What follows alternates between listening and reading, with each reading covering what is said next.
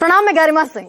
Sunday special edition में आज बात होगी बंगाल के मूड की, बंगाल के मिजाज की, और वो जो जमीनी सच्चाई है जो अक्सर स्टूडियो में हम जैसे लोग जो बैठे हैं उससे थोड़ा परे रह जाते हैं। और इसीलिए आज वो सारे बड़े पत्रकार जो बंगाल की जमीन पर डटे रहे, जमे रहे, वो बताने वाले हैं कि असल रिपोर्ट बंगाल की क्या है और हवा किसकी है। वो बहुत सारे, कोई पलटानो दरकार बताता दिख रहा है, कोई कह रहा है 125 से 135 हम जीत रहे हैं, कोई कह रहा है 110 हम जीत रहे हैं, अब चुनाव डन एंड डस्टेड है। तो दरअसल असल हवा किसकी है, सरकार कौन बनाएगा, और वो जो सपना है भारतीय जनता पार्टी का, आज से नहीं 78 बरस हो गए। बंगाल में कभी बीजेपी की सरकार नहीं बनी, ये सपना 2021 में टूटा था। दावा किया गया था और नारा दिया था अब की बार 200 पार। याद होगा आपको, कोविड का दौर था और कितनी रैलियां देश के प्रधानमंत्री ने, गृह मंत्री अमित शाह ने, योगी आदित्यनाथ ने बंगाल की सरजमीन पर की कि अब की बार 200 पार, पर रह गया 77 पर ये पूरा आंकड़ा। तो वो सारे पत्रकार जो वहां मौजूद हैं वो बताने वाले हैं कि ये जो डबल एम है, एक तरफ मोदी और दूसरी तरफ ममता, ये कौन सा फैक्टर चलने वाला है। और आधा मुकाबला अभी जो हो चुका है उसका नतीजा ईवीएम में कैद है। 152 सीटों पर 16 जिलों की वोटिंग हो चुकी है 23 अप्रैल को। और क्या खूब वोटिंग हुई, रिकॉर्ड वोटिंग हुई। आजादी के बाद से पहली बार 92.88% लोग वोटिंग करने के लिए बाहर निकले। यानी हर 100 में से 93 लोग, सिर्फ 7 लोग घर रह गए। अब खैर इसमें बहुत सारा खेला वो एसआईआर का भी है। 90,62,000 वोट कटे हैं, यानी 100 में से 12 वोट कटने के बाद ये चुनाव पहली बार हो रहा है एसआईआर के बाद। और इसमें भी जो खबर, एक बहुत अपने आप में बड़ा सवाल भी है, बल्कि सबसे बड़ा सवाल है। भाई बीजेपी के प्रवक्ता कल ही मेरे प्रोग्राम में कहते दिखाई दिए, आपने इलेक्शन कमीशन ऑफ इंडिया की तारीफ नहीं की कि वहां हिंसा नहीं हुई, वहां लोगों की हत्याएं नहीं हुई।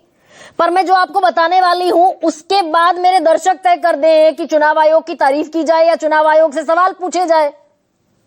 71 लोग बंगाल में जो बाकायदा इलेक्शन ड्यूटी में, जो ऑफिसर थे जिनकी इलेक्शन ड्यूटी में ड्यूटी लगी हुई थी, और जब उनको अपॉइंटमेंट लेटर इस बात का मिला कि भाई आपको इलेक्शन में ड्यूटी करनी है, तो एपिक नंबर, वो जो वोटर आईडी कार्ड पर आपका यूनिक आइडेंटिफिकेशन नंबर है, वो मेंशन है। यानी आप वोटर लिस्ट में वाजिब, जेन्युइन, जायज वोटर हैं 71 लोग। और जब वो वोट डालने पहुंचे अपने मतदान केंद्र पर, तो वहां कह दिया गया कि आपका एपिक नंबर रजिस्टर्ड ही नहीं है। बेचारे दौड़े दौड़े सुप्रीम कोर्ट गए। सुप्रीम कोर्ट ने कहा एपेलेट ट्रिब्यूनल जाओ। एपेलेट ट्रिब्यूनल में वो ओवर क्राउडेड जो भीड़ ऑलरेडी है 27 लाख वोटर्स की, जिसमें मात्र 139 क्लियर हो पाए। एपेलेट ट्रिब्यूनल सुन ही नहीं पाया, वोट नहीं दे पाए। और ये सारे ऑफिसर्स थे इलेक्शन ड्यूटी में, यानी जेन्युइन नागरिक थे। तो इनकी हकमारी 71 लोग, वो वकील लिए लिटिगेशन घूम रहे हैं। अब रोहन गुप्ता आज नहीं है हालांकि, लेकिन अब वो ये तय कर ले मैं इलेक्शन कमीशन ऑफ इंडिया की तारीफ करूं या जो ये हकमारी हो गई, इनकॉन्स्टिट्यूशनल काम ये जो हुआ, भाई इसका जवाब कौन देगा। चुप्पी इख्तियार किए हुए इलेक्शन कमीशन ऑफ इंडिया। पर खैर चुनाव हो गया। आज देश के प्रधानमंत्री ममता बनर्जी के गढ़ में है वो जो दूसरे चरण का इलेक्शन होना है। ये उसी रोड शो की मैं तस्वीरें आपको दिखा रही हूं। और प्रधानमंत्री ने जो कहा आज, इसके पहले हुगली में, कि पहले चरण में जिसका मैं जिक्र कर रही हूं, 152 सीटें, 16 जिले, 93% का फ्लडेड मतदान। प्रधानमंत्री कह रहे हैं कि मुकाबला ये जो है खत्म हो गया पहले चरण में ही। टीएमसी का अहंकार टूट गया और भाजपा की प्रचंड जीत अब दूसरे चरण में पक्की होगी। सुनाती हूं, सुनिए। पहले चरण में टीएमसी का अहंकार टूट गया है। अब दूसरे चरण में बीजेपी सरकार की प्रचंड जीत पक्की होने जा रही है।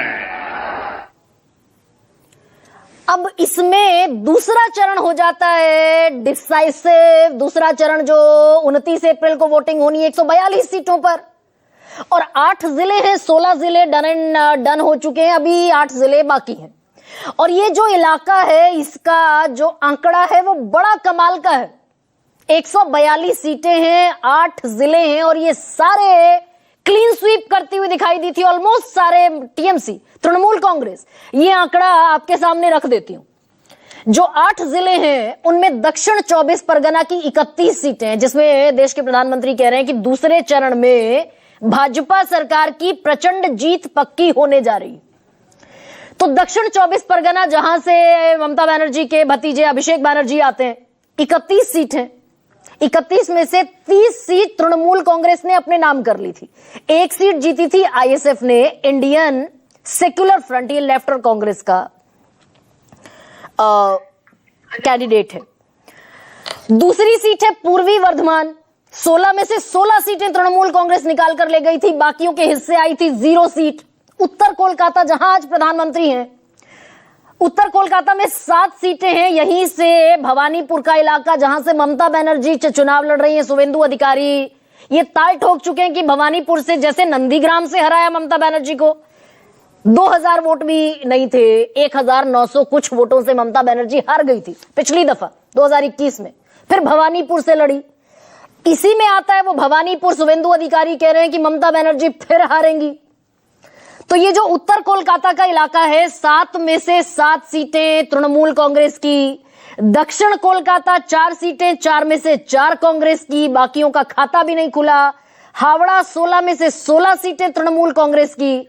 उत्तर 24 परगना 33 में से 28 सीटें टीएमसी की और 5 सीटें बीजेपी की। हुगली पर आ जाइए, 18 में से 16 सीटें तृणमूल की और 2 सीटें बीजेपी की। और नादिया, यहां पर बीजेपी थोड़ा बेहतर करती दिखी थी, 17 में से 8 सीटें निकाल कर ले गई। माफ कीजिए, तृणमूल 8 और बीजेपी 9, बीजेपी की 1 सीट ज्यादा थी। पर 142 में से 123 टीएमसी और 18 सीटें बीजेपी, यानी 13% सीटें तो बीजेपी के पास हैं और 87% सीटें हैं तृणमूल कांग्रेस के पास। अब अगर फर्ज कीजिए वो 110 सीटें अगर जीत भी ले जाए बीजेपी, जो कि अभी दूर की कौड़ी दिखती है, क्योंकि वो उपचुनाव हुए थे, 6 सीटें बीजेपी फिर हार गई, 77 से घटकर 65 रह गई। लोकसभा में सांसद 18 से घटकर 12 रह गए। तो दूसरे चरण में कितनी सीटें निकालनी है बीजेपी को? 38 सीटें, बहुमत का आंकड़ा है 148, यानी लगभग 2 गुना वोट टर्नआउट, 2 गुना वोटिंग शेयर चाहिए होगा बीजेपी को।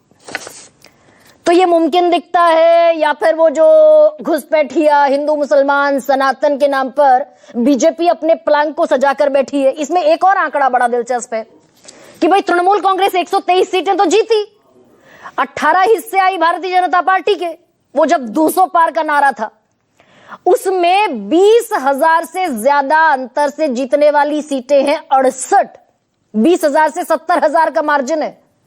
अब ये बैठेंगे अभी थोड़ी देर बाद प्रोफेसर संजय कुमार मेरे साथ, चुनाव विश्लेषक, वो बताएंगे कि ये 20 से 70,000 के मार्जिन से टीएमसी ने 68 सीटें जीत रखी हैं, 31 सीट जीत रखी हैं 10,000 से ज्यादा के मार्जिन से, 16 सीट 5 से 10,000 के मार्जिन से और सिर्फ 9 सीट 5,000 से कम के मार्जिन पर। भाई ऐसा कहा जाता है कि 5,000 ये जो वोटर हैं ये वॉलेटाइल है, ये शिफ्ट हो सकते हैं कभी इधर कभी उधर, पर जहां ये सीमेंट लगा हो 20,000 से 70,000 तक, वहां ये कितनी आसान फाइट बीजेपी के लिए होने जा रही है। और वो जो 148 का बहुमत का आंकड़ा और बीजेपी का मुख्यमंत्री बनाने का सपना, इस पर भी आऊंगी। और दूसरी सबसे इंपॉर्टेंट बात ये भी है, भाई हाल के दिनों में वो जो फ्री बीज का जादू चलता हुआ दिखाई दिया, क्रेज, जहां जहां पैसे बट गए, जहां जहां लोगों के खातों में पैसे पहुंच गए, वो तय हो गया चुनाव से पहले कि सरकार किसकी बनेगी। यहां ये स्ट्रॉन्ग होल्ड ममता बनर्जी का दिखाई देता है क्या? मैं सिर्फ फ्री बीज के आकलन के आधार पर कह रही हूं। 20 साल की एंटी इनकम्बेंसी बचाकर ले गए नीतीश कुमार, महाराष्ट्र में बीजेपी बचाकर ले गई एंटी इनकम्बेंसी 5 साल की, हरियाणा में तीसरी बार, इतिहास में पहली बार बीजेपी ने सरकार बना ली, कांग्रेस जीतते जीतते रह गई। दिल्ली में वादा किया 2,500 रुपए देने का, यहां केजरीवाल नहीं दे पाए, सरकार बना ली।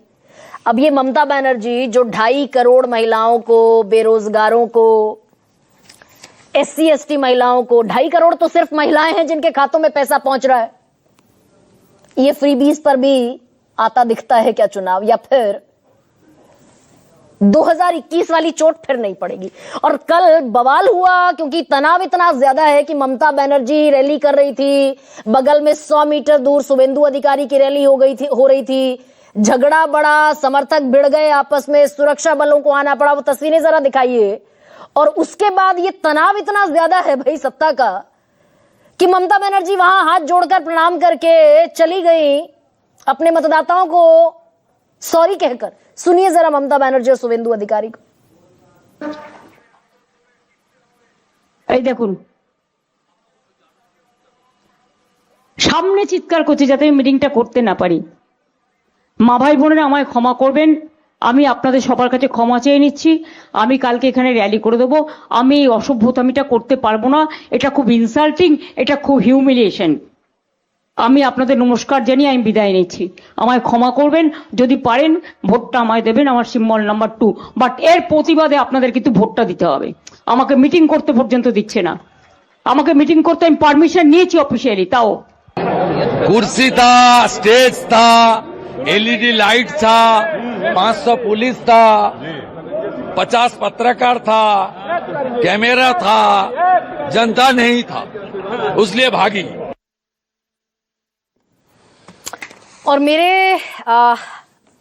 ये जो शुभेंदु अधिकारी को आपने सुना, ये फाइट दरअसल इतनी जबरदस्त अब दिखाई दे रही है। ऐसे मैं आपके सामने रखती हूं आज का सबसे बड़ा सवाल।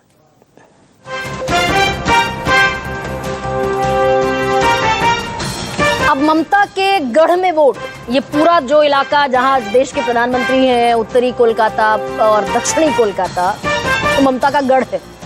अब ममता के गढ़ में वोट, बीजेपी को फिर 21 वाली चोट।